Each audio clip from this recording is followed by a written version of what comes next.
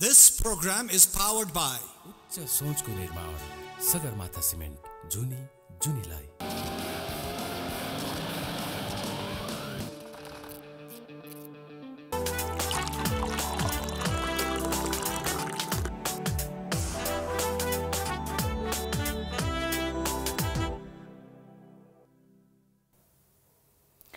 Hello and namaste, and yes, welcome back to another brand new episode of Chiya Guff. Chiya Guff ma I am going to sound really very happy, over the top happy, kinabhane I was complimented by someone in such a way that I feel really very overjoyed भन्नु पर्यो। म चाहिँ एकदमै यस्तो typical केटीहरुमा पर्छु जसलाई चाहिँ अलिकति तारिफ सुन्न पाएपछि के पनि चाहिदैन भने जस्तो हैन। So with me I have this beautiful lady र उहाँले चाहिँ दिनु भएको कम्प्लिमेन्टले चाहिँ आज मेरो यस्तो दिन बनिसक्यो, because getting compliment from someone who belongs to the same stuff अनि त्यसपछि someone जसलाई चाहिँ जसको बारेमा धेरै ज्ञान हुन्छ त्यही मान्छेले कम्प्लिमेन्ट दिनुभयो भने चाहिँ अझै खुसी लाग्छ अरे। And I'm on cloud 9 right now. So before I introduce her to you guys, let's maintain some suspense and you guys take a short tea break.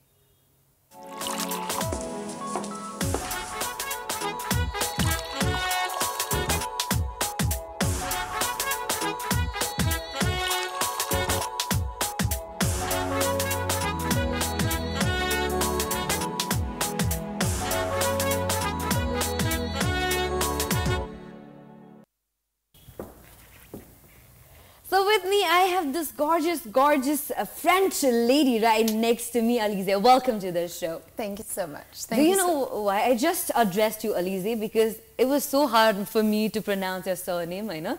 So how do you actually pronounce your surname? So my surname is Biannic. Biannic. Like, that sounds so sexy when you say it. Thank you. Biannic. Biannic. Alize Biannic. Perfect. So you like tea, right? I do. I'm a big tea lover.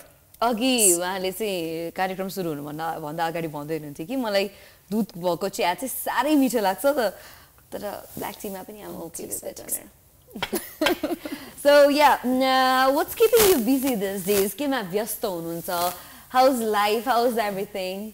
So actually since the lockdown, like, things have changed in a good way. I would say in a positive way, because it made me also realize that I shouldn't try to overdo things. And I had the pleasure of working with Rajan Raj Dahal also for his latest video.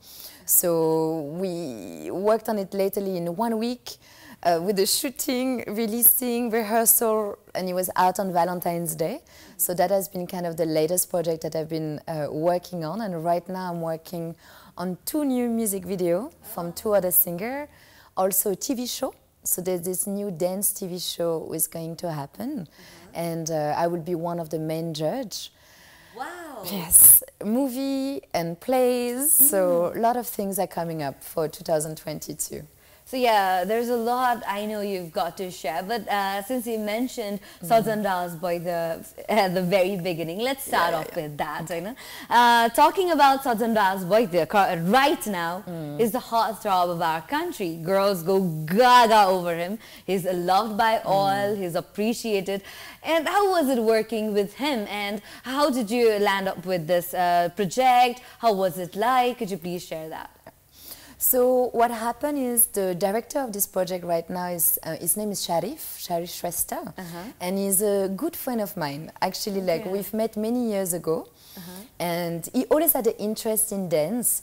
Even his sister came and took classes also in my school. So you know, we had this kind of connection, and he said, one day I'm going to make a music video where you're going to be in it, and we're going to show a little bit more of your capability or your skills, you know. And then, out of the blue, he called me, I think about 3 weeks ago, and said, okay, I have the perfect song. You know that I'm kind of managing Sajan also. So due to that, I want you in his next song. Wow. I'll send you the track. We meet tomorrow. We'll already discuss on the story and the music and everything. I was like, okay. And then I met Sajan at that time. So I never met him before because he was also based in the US. Okay. And lovely person. Like, I think he's one of the most hardworking person I've ever worked with, like in Nepal, in a sense of his dedication, every detail. I also trained him a little bit in like physical movement, dance, and silk. Like we were actually also on a silk. Exactly. And 4 days only. Like in 4 days, he was able to do that. I really need something to hold on to right now so that I don't fall. Because 4 days is a very less time. It's a very less time. It's a very less time, especially because he's never danced in his life. Exactly. Let alone doing aerial silk. You know, which is very difficult things to do. Also, yeah. And it's hard to plus that. yeah. So we had training, and I was like trying to boost him. I mean, physically he has a strong body already, but then you know, just working out at the gym or being able to be graceful, like flexible at the same time while you have the muscle. It's a difficult thing, you know. While you have the muscle, not to forget that. That's right. So no, he was so hardworking. I could see in his face sometimes he was just like, I just want to give up, you know, this is like too much. But then he was still pushing hard, and yeah, it was just really wonderful. The whole team, the whole crew, we really an amazing job, you know, in the sense of looking after, always making sure that everybody was okay, and really nice, really, really lovely. Like we became kind of close, you know, we felt like family after a week, so that was nice. Meeting people professionally and having a personal relation like a family is such a beautiful thing.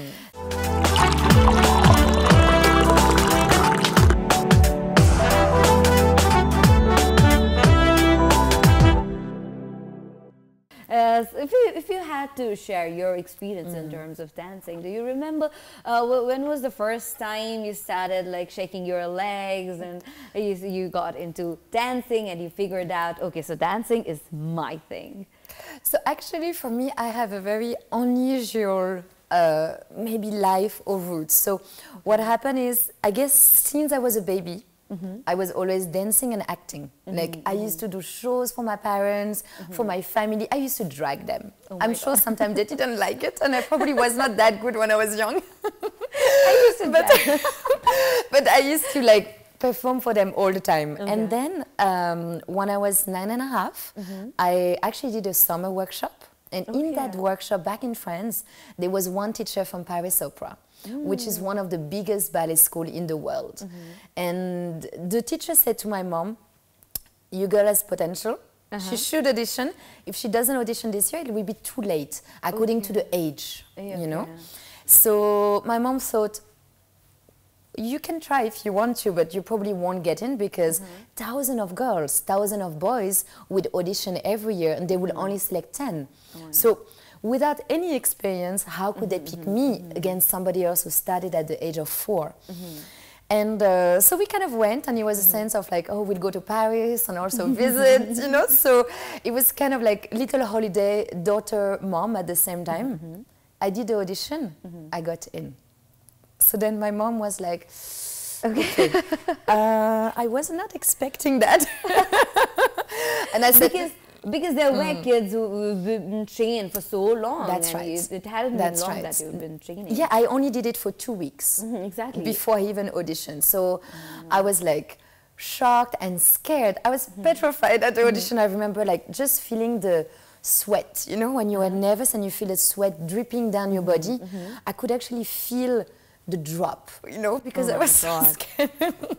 But you pulled it off really well. And I pulled it off, and then I got into the school, and then it's really after just a few months by being in the school, and we still had the school in the morning and then dance all afternoon, so 5 hours of dance every day from the age of 10, and that showed me that this is what I want to do. Like I really felt it while I was actually training slightly more professionally. 5 hours of dancing every day, that level of dedication, oh my God.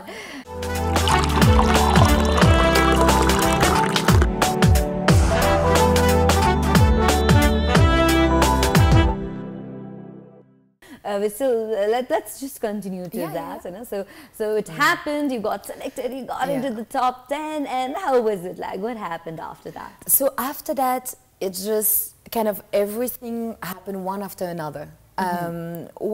When we work in big schools like Paris Opera, Royal Ballet, American Ballet, Australian Ballet, there's always an opportunity to dance also with the company members. So from the age of 10, we were already on the beautiful stage of Covent. Oh my God, I just got goosebumps. Oh my God.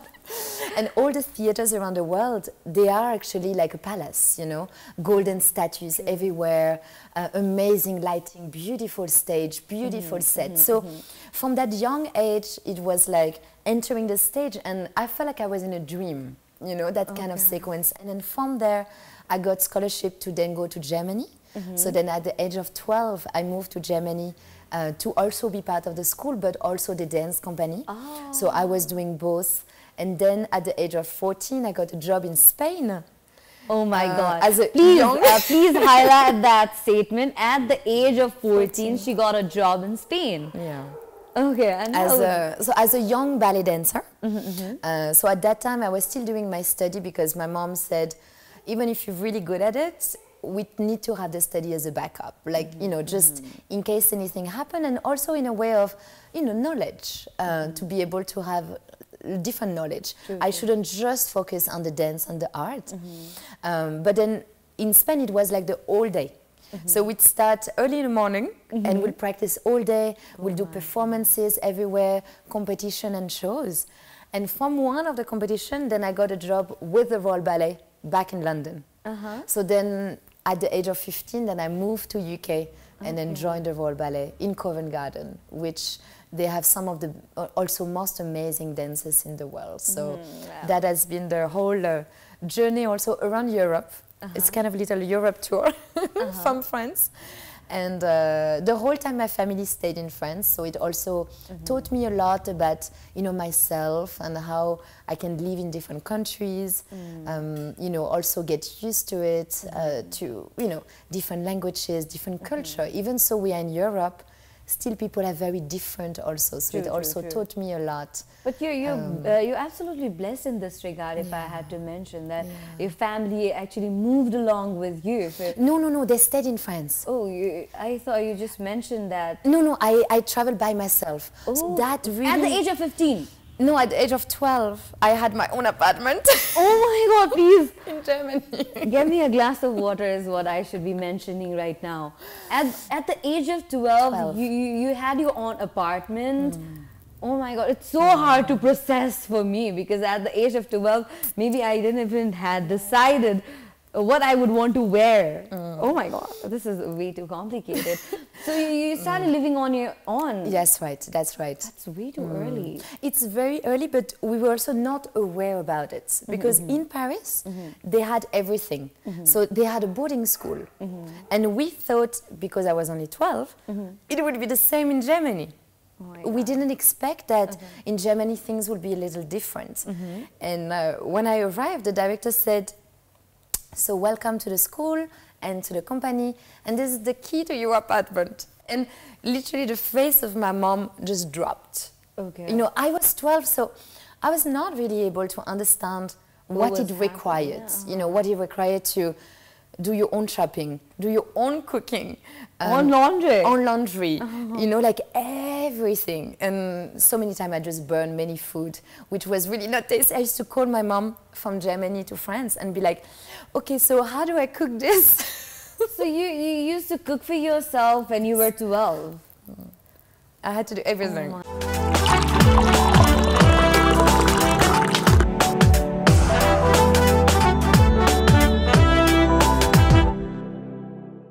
Could you please explain us more about this ballet dancing and everything? Yeah. So ballet is a very technical form. Plus, as you can see in the clips or in the videos, none of the moves are very natural. It's not something that somebody would do on the everyday basis. So due to that, we have to work on every single muscle of our body. Like as a ballet dancer, if you say to me, just engage the down, you know, arm muscle, then I can engage it. Oh my God! This woman got a Mr. Actually, could you please show us again? So let's say, you know, my arm will be relaxed, but then if I just want to engage that down muscle, in a sense of just using the muscle, then you can feel it's very strong also. Okay. Or even the legs, the little toes. So by being in control of every single muscle of your body, then you can hold and stay in those big extension or position or, you know, like movement. Because, for example, Swan Lake, which is a very famous... Oh my God! Oh my God! If I would have to move my hands, it would not even move. Oh my God! How are you even managing to do all that? Oh my God! Yeah. Look at her. She's so graceful, and I don't think I would ever be able to do that. It's like a bird, you know. You have to feel as if you were a bird, and imagine that kind of wind flowing How are you doing through your body. I am making a fool out of myself even trying doing that. I am terrible. It's your. How long has it been that you've been dancing ballet? So now, with my schooling and professional work, so altogether 15 years. Oh my God! 15 years of professionalism and That's right. 15 seconds of trying. But it takes 6 years, not to reach to that technical level. So you're doing pretty good. Okay, so I think I should start. Do you even run classes for that? So I do, but right now I'm mainly training the one-on-ones to be a little bit more professional or beginner adult. I really like that class also because, you know, with the adults, they have a different approach to it, and it's more going to be about some women, they want flexibility. So they're doing ballet to have the flexibility. Others more for the grace, because ballet it's all about the posture and, you know, opening the chest. So it helps you also in the everyday life, even if you have to do presentation or something like that, in a sense of how to present your body yourself. And then others is just because they did it as a very young age and they're just missing it, and, you know, they want to feel like young again and free. So those classes are kind of fun. I have also 2 teachers that I've been training since I've been in Nepal. So they are the one teaching more the younger kids. Oh, okay. So we do have dedicated ballet classes for the for the young learners. That's right. Yeah. So if someone like me would love to join here to learn ballet, or do you teach other forms as well? Yes, I do. So ballet, because it's a harder form, here with the dancer want to actually be more professional in Nepal, I teach them contemporary. Okay. So I do that also flamenco. Oh my God. So from Spain, you know? Like all this kind of... but then I can do... I'm so fascinated. But then I can do any dance form. Like I did, you know, Dalshit, the designer? Maybe. So for her show, I did Bharatnatyam. Bharatnatyam? Yes. Oh my God, okay. So I can do jazz. Like, as a dancer, any dance form we can learn really fast because of our body awareness. And then it's just about understanding the rhythm and letting that through your body later. Okay. Do you mind giving us a couple of expressions that you give out during Bharatnatyam? Because Bharatnatyam is about... It's very strong. It's all about the face. As well.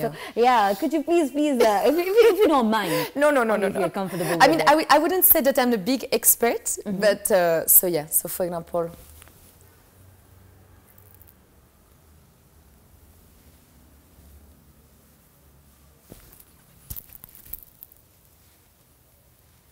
I don't know. Oh my God.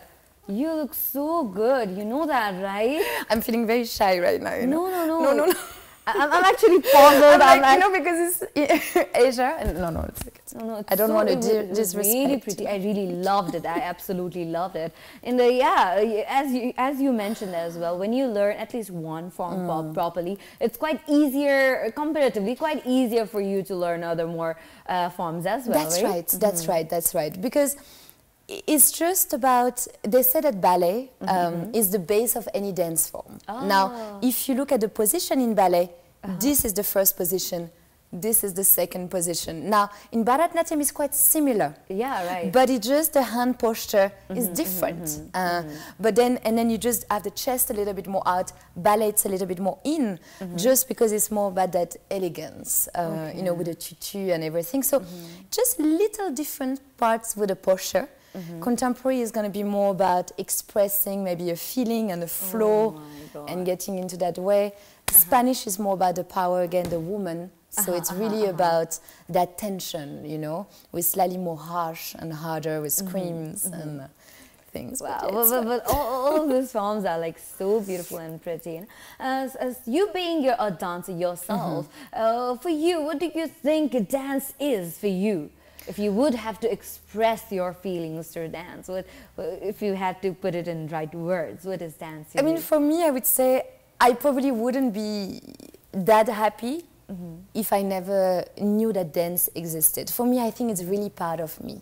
Like I hear anything, even a drop of water, I just want to dance to that. And anytime I feel any kind of emotions, like happiness, sadness, even anger, I try to just release it through dance or even through acting. Wow. Because I've been also doing acting for a few years now. And it's really my way of releasing. You know, if I'm just overthinking too much, or you know how we can be sometimes, you know, maybe at home too much tension and people don't understand us. So in those ways, for me, dance is kind of my meditation, I would say. Yeah. Oh my God. So for you, dance is meditation. Yeah. What do you think? It's just a casual question, if I would have to say. What do you think, or how do you feel like, how important it is to introduce dance to young kids when they're really young? How will it help them in shaping their mind? Or because you know, people these days are, every next person you meet is like, oh, I'm having depression, I'm having this and that. How do you think dance would help them? I mean, I would say dance can help everybody. Even if you don't know how to dance, you can still find ways to move. Now, I would say what is important with dance is the fact of being moving. You know, if in the morning when you wake up and, you know, you're feeling a bit tired and you're like, oh, I don't want to get out of bed, and, oh, you know, gormitsa, and it's chisobaira, you know, it's a bit cold. So even if you just maybe, you know, wake up and just do little stretches, in a way, you will feel that suddenly your body would be more awake. Okay. Like even in a sense of posture, even in a sense of, you know, how you're going to walk, that actually helps. Okay. So for people who feel, I don't know how to dance, I feel shy to dance in front of other people, there are techniques that actually help. And that is one of the techniques that I use when I go to schools. Okay. I make even teenager boys. That's the hardest. True, absolutely true. So I make the teenager boy actually dance because, and they manage to find a way. Why? Because I don't try to make them do girly move. So I'll be like, okay, we'll do some hip hop. No, is that what you want? I'll put a song that they like, you know, also a little bit in Nepali, just to make them feel like, okay, the beat is there, and maybe we'll just start, and I'll just be like, okay, just click with your fingers. Oh my God. And now we add the shoulders, you know? That's very important. So that it's not, okay, we're going to do pas de bourrée and turn. Then that would be a big turn off. What to do. So I try to make them feel joyful with it. You know, I think that's the most important. And for anybody, you feel a little sad, put your most favorite music, something upbeat. I love African beats for that.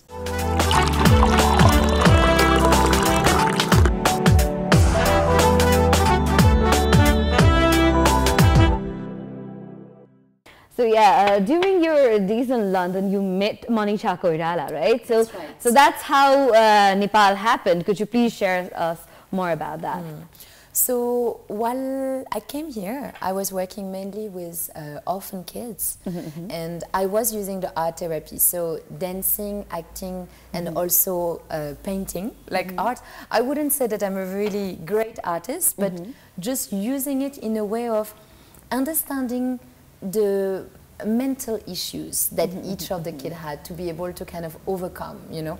And through art, it's an easier way to do it because they don't feel that they have been tested. Okay. So they kind of like are opening up and really truly like they're able to be themselves. And then it's all about the pattern, the color that they are using, how they are using the brush or the paint or the movement, or what kind of role that they really are attracted to in acting, that gives you kind of clues to that. So while I was doing that, Manisha was of course with the UN as a brand ambassador, so she kind of learned also that I was here through her brother, and Brother's Wife, and also I met Deborah Morella, which is the director of One World Theatre, and then they kind of said to me, stay in Nepal, you know, we have opportunity for you, and there are things that we want to do here.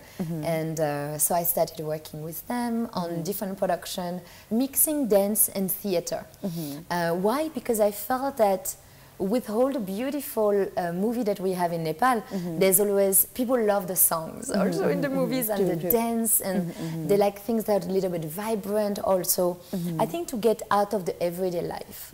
So what I thought was, I want to incorporate that into a play. Or into a show that they can actually go to see in the theater. So I had the opportunity to work with Russian Culture Center and the Army Hall also, which I even trained the Army, my God, officers for some shows. So I've done a lot of different projects here in Nepal. We did a performance for the Chief of Army from India, which was purely in Nepali. So I had to make a story in Nepali using only Nepali songs. And then training them.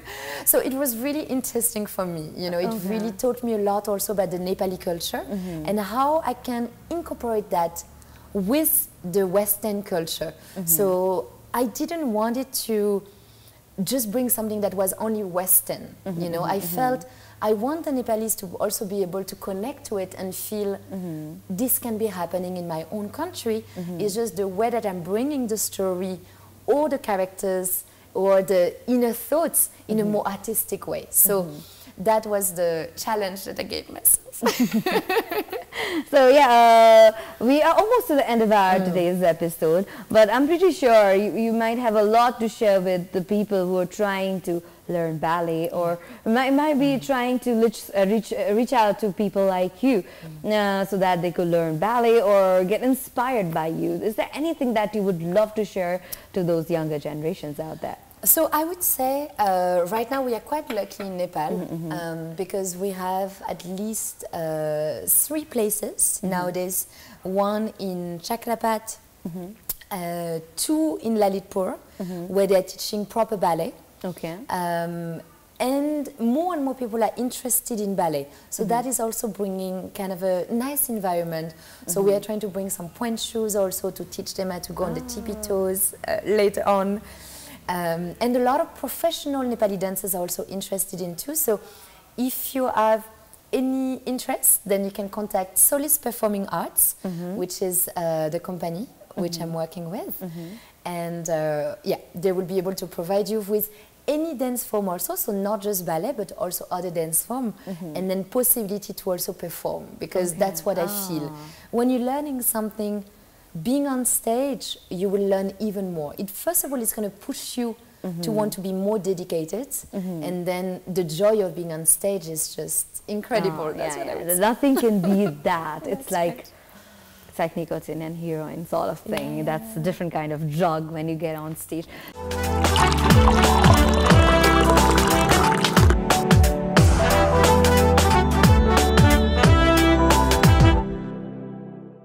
Yeah, you're into modeling as well, right? That's right. That's right.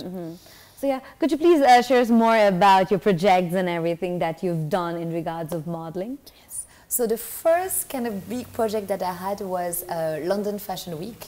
So I was kind of surprised to be selected because for Europe, I'm a little short. Okay. So I'm literally just at the limit, you know. Okay. For Nepal, it's not a problem. Exactly. Because you're way too tall for us. But yeah, in the UK, it's at least 5'8", and I'm just 5'7".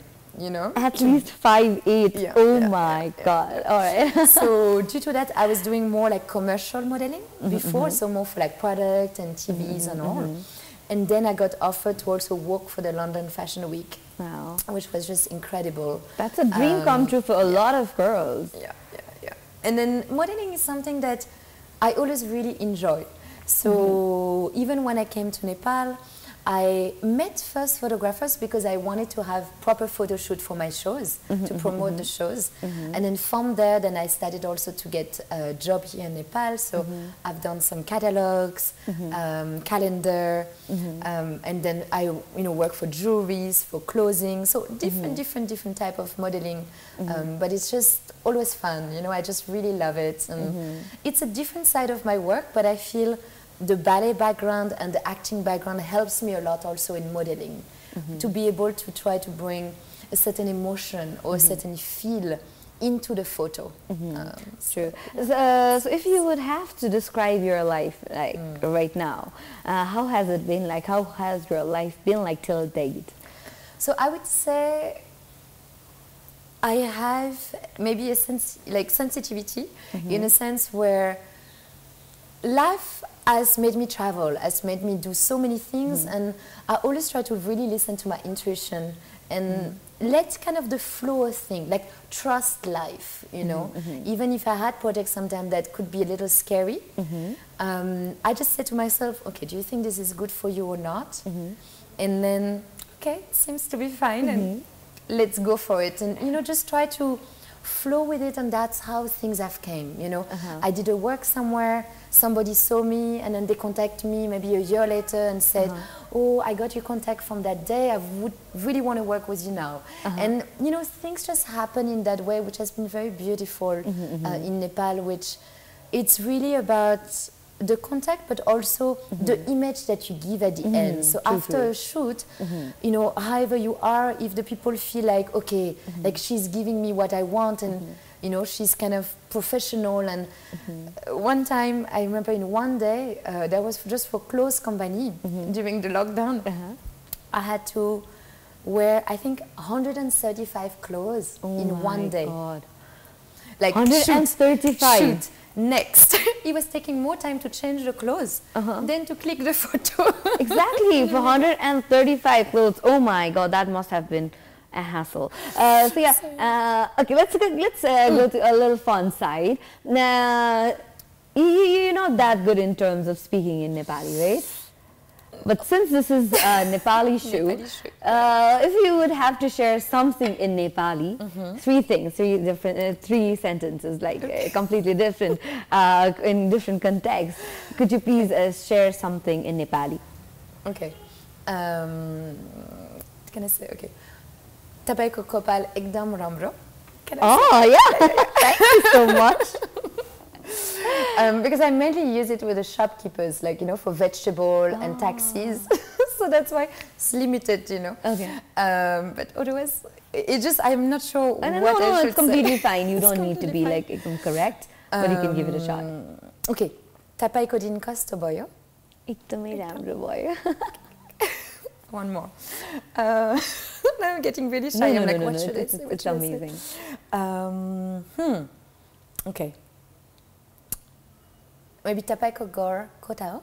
Oh, nice. Oh my God, she is very good. You don't need to be perfect, but you whatever you're doing, it's perfectly fine. And it was lovely having you. It was so nice talking to you, and I'm really looking forward to meeting you soon. And yes, all the very best for all of your projects that's coming up, for all the music videos, for the reality show that you've been talking about, everything. All the very best for that. Thank you. Thank you so much for having me. Saying namaste together, let's say goodbye to everyone. All right. On the count of three, we'll say namaste and we'll say goodbye. Okay? 1, 2, 3. Namaste. Goodbye.